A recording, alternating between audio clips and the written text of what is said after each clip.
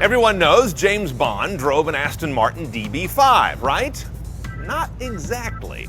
Consult the good book and you'll find he actually drove a bespoke turbo Bentley coupe, kind of like this one.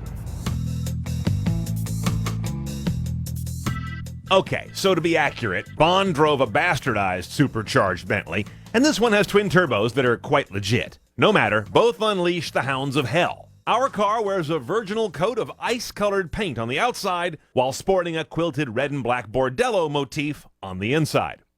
Now, coming into the rest of the cabin, you find a whole lot of borrowed stuff from basically Volkswagen, and that's not good. It's old, stale tech. First of all, here's your navigation unit.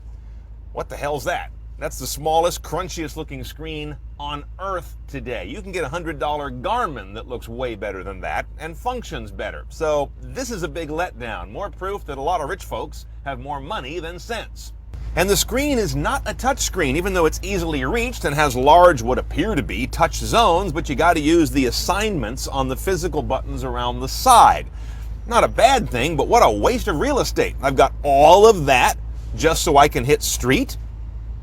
You got this controller right here, which has some haptics to it. It'll operate differently depending where you are, but I generally find it just kind of stiff and unpleasant. It's just waggly. It doesn't let you jog around. It's just not well mounted. The audio system is a wonder, as you might imagine in a car like this. It's a NAIM system, N-A-I-M, British stuff, 1100 watts. I think it's 15 speakers, 2 of which are subs, and 8 different DSP modes, and a really frustrating on-screen interface. Here's the needlessly complicated way you handle bass and treble. Why does it look like that? That's just looks like a seating chart for an auditorium. That doesn't analogize to setting tone to me. Sources on this car, AM and FM, no HD radio. You've got Sirius satellite radio in here. Single or 6-disc CD, depending how you option the car. Over here, we have this MMI, multimedia interface. You can slap on a number of dongles. This one here is outfitted for an iPod or iPhone.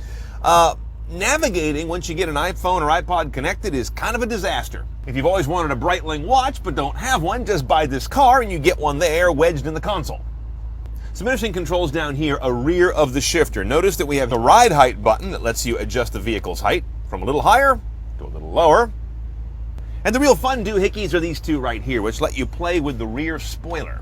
Up and down in different notches, and it's kind of... Now, with a car like this, you're going to be going forward a lot more than backward, and forward really fast, but occasionally you will have to reverse, and you do have park distance sensors that are standard on the Bentley Continental Supersports, or the optional backup camera.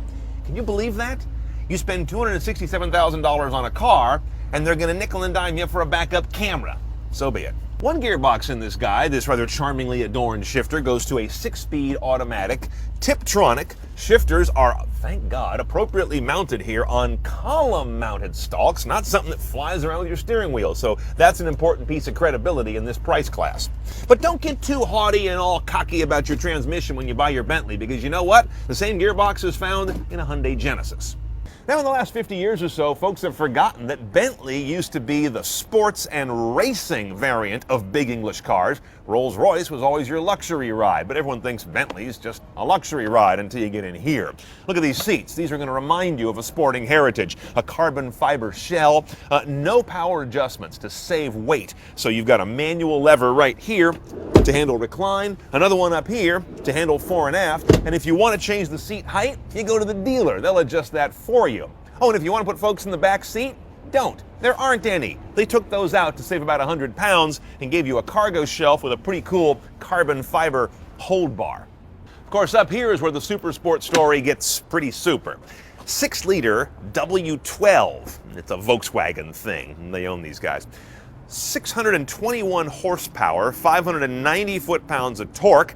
The car weighs just a tick under 5,000 pounds. All that combined means 0 to 60 happens in 3.7 seconds. Basically as fast as a Tesla Roadster Sport, but this is quite a bit bigger. Also, this car is flex fuel. It'll run on regular gasoline or E85, 85% ethanol. Isn't that cute? They're not doing it to be green. They're doing it to increase their CAFE, corporate average fuel economy, across the Bentley line. And it's a pretty good marketing gimmick. The Supersports is an all-wheel drive ride with a Torsen center-mounted differential, and torque is split by default 60% to the rear. On the road, even a car with this much power can be dramatically sharpened by leaving the gear lever in the sport position. The transmission wakes up and reaches higher, and while that does get a little busy in everyday driving, it's better than the standard drive mode, which is always hunting top gear. And of course, manual paddle shifting is the real deal.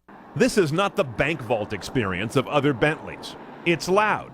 You hear a lot of road noise, bellowing deep exhaust moans,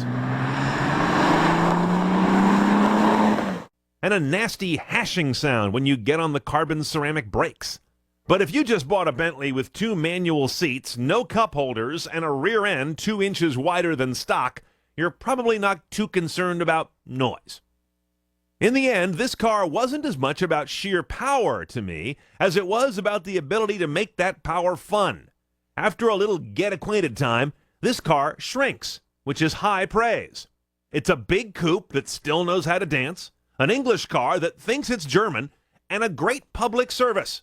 Listening to one of these pull away hard is free symphony. Okay, let's price our Continental Supersports. $267 is base. That includes most everything. You're going to add $5,000, though, in gas guzzler taxes and destination charges. An insulting $1,350 for a rear-view camera.